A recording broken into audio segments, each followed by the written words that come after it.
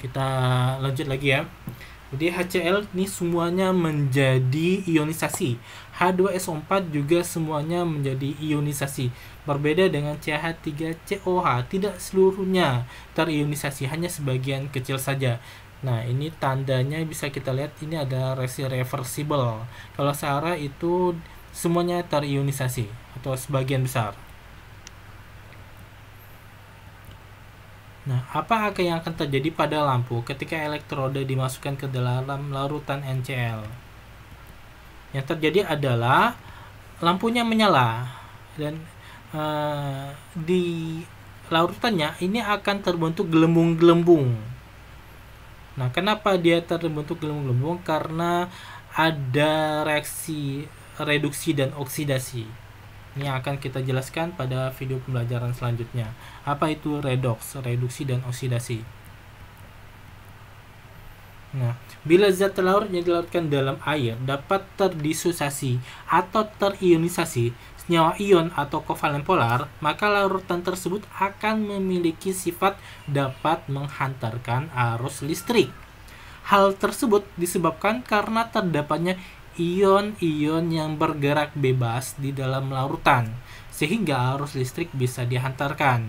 Jadi, salah satu alasan kenapa ada larutan elektrolit karena di dalamnya ada ion-ion yang bisa bergerak bebas. Nah, kembali ada lemah atau kuatnya itu tergantung banyaknya ion.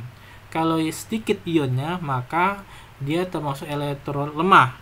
Kalau banyak, maka dia termasuk elektrolit kuat. Nah, sedangkan non-elektrolit artinya tidak semua senyawa kovalen polar dapat terionisasi menjadi ion-ionnya jika dilarutkan dalam air. Jadi nggak semuanya. Contohnya C6H12O6, C2H5OH, dan CONH22. Ini gula, ini etanol, dan ini urea. Nah, ini tidak mengalami proses ionisasi. Nah, sehingga kita bisa menyimpulkan bahwa jika suatu senyawa tersebut dilarutkan dan dia tidak mengalami proses ionisasi, maka dia tidak bisa menghantarkan arus listrik. Nah, bisa kita melakukan suatu percobaan. Satu larutan gula, satu larutan garam dapur. Ketika kita mencobanya dengan menggunakan elektroda, maka yang lampunya menyala atau masa gelembung itu ada pada larutan garam, karena larutan garam mengalami proses penguraian atau disosiasi, sedangkan larutan gula tidak mengalami hal tersebut. Nah, ini yang terjadi adalah tidak menyala lampunya. Nah, dia tidak terbentuk ion-ion di dalamnya. Ion positif, ion negatif tidak terbentuk pada larutan gula. Karena proses ionisasinya tidak berjalan. Tidak terjadi.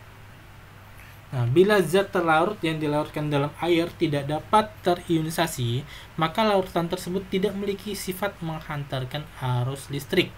Hal tersebut disebabkan karena tidak terdapatnya ion-ion yang bergerak bebas di dalam larutan tersebut sehingga arus listrik bisa diantarkan. Artinya kenapa non-elektrolit? Karena tidak ada ion-ion. Nah, ini ada ion-ionnya pada elektrolit dan ini tidak ada ion-ionnya. Positif negatif nggak ada kan? Nah, maka dia tidak bisa menghantarkan arus listrik.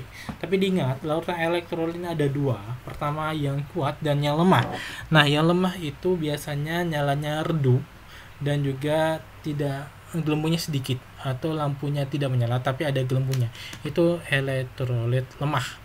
Nah, salah satu contohnya kalau kita bisa lihat di dalam persamaan terjadi reaksi bolak-balik atau reversible. Nah, ini untuk larutan elektrolit. Nah, ini saja penyampaian dari saya. Saya Ri billahi taufik wal hidayah. Wassalamualaikum warahmatullahi wabarakatuh.